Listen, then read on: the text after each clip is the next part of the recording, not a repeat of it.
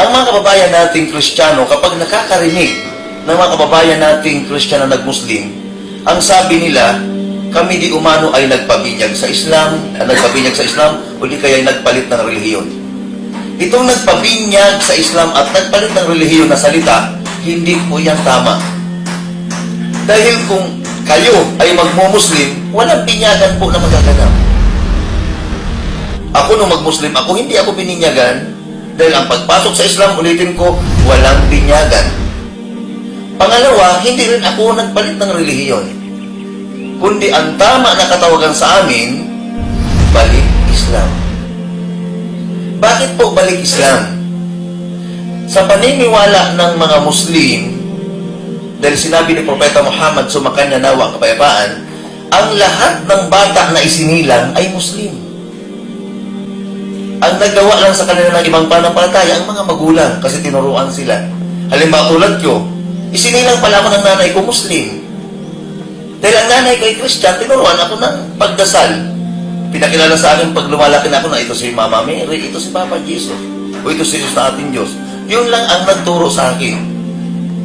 So sinabi ni Propeta Muhammad SAW, lahat ng bata na sinilang ay Muslim. Bakit? Ano bang ibig sabihin ng Muslim? Mga nilikha na sumusunod sa batas ng Diyos. Kailan po ako nawala sa pagiging Muslim? Nung ako'y pinabinyagan ng aking magulang. Kung kayo po dito, nung isinilang ng normal sa mag-asawa pag nagsilang ng sanggol dito sa ating bansa, na Christian, uy, pabinyagan natin ang ating anak. Pag dinala yung bata sa Seventh-day Adventist, pinabinyagan, paglaki ng bata, sa ayon yun sa gusto, Seventh-day Adventist siya. Pag sa Iglesia ni Cristo po binyagan, paglaki ng bata, doon siya. Saan ako dinala ng magulang ko? Sa pare.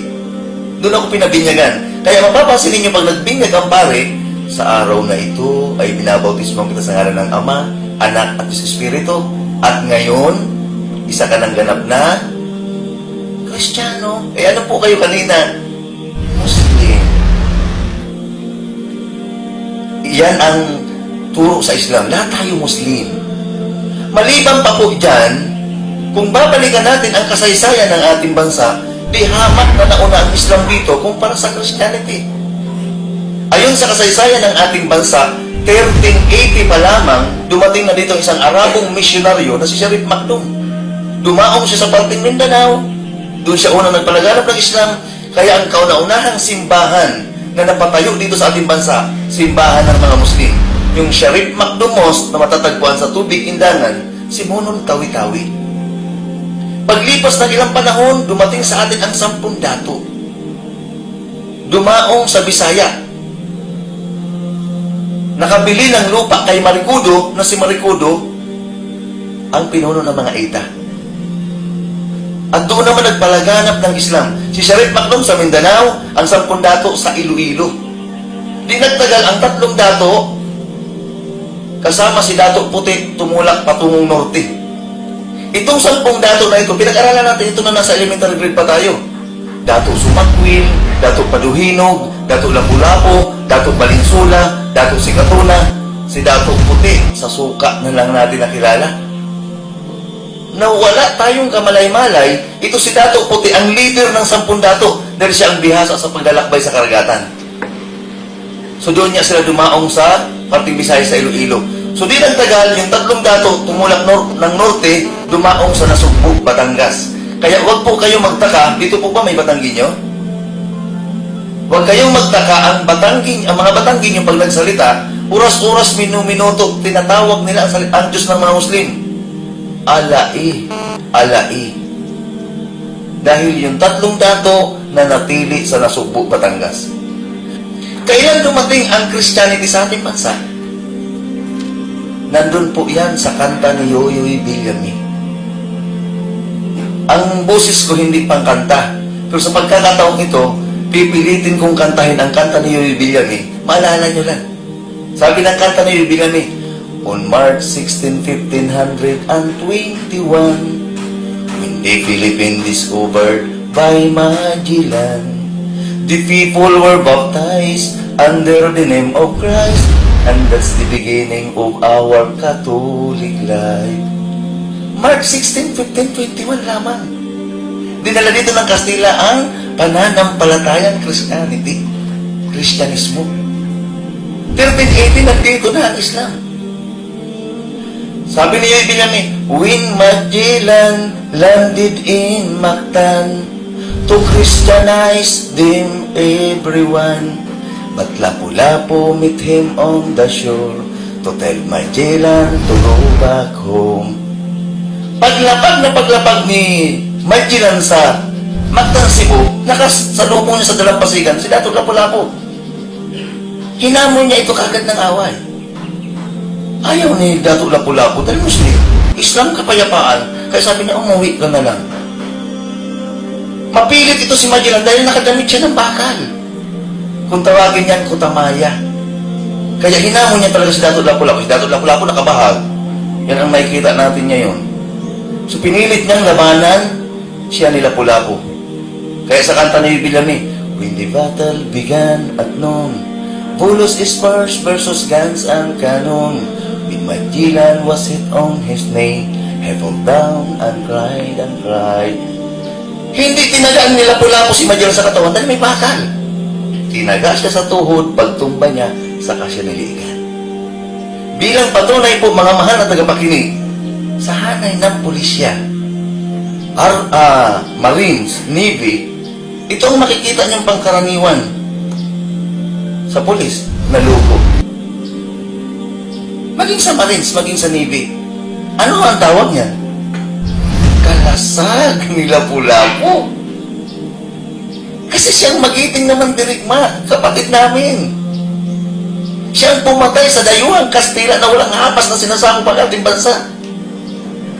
Kaya na-appreciate ang kagitingan niya. Kaya naman, pumunta kayo sa mga Napolcom, pumunta kayo sa PNP, Philippine National Police Academy sa Silang, bubungad talaga sa harapan mo, Dato' Lapu-Lapu. Dahil siya ang pumigil sa dayuhang Kastila. Noong napag-alaman, ay ito po, natuwa ako sa sandatahang lakas ng Pilipinas, na-appreciate ang kagitingan ni Dato' Lapu-Lapu. Pero pagdating sa pamahalaan, nalungkot ako. Saan inilagay na pera si Dato' Lapu-Lapu? 1 centavo, di ba? Yung 1 centavo na nakatali siya dito. Kaya hindi mo nga maibili ng chewing gum. Kaya tuloy, nag-isip ako nung makita ko si Ninoy Aquino sa 500 na malungkot. Sabi ko, baka sinasabi ni Ninoy na, ano bang kabayanihan na ginawa ko? Bakit nasa 500 ako? Dapat si Lapu-Lapu dito. Nung mapag-alaman ng hari ng Espanya na namatay si Magellan, June 3, 1571, pinadala ang pwersa ni Miguel Lopez de Legazpi sa Maynila. Sino ang chieftain ng Maynila? Raja Sulaiman, Muslim.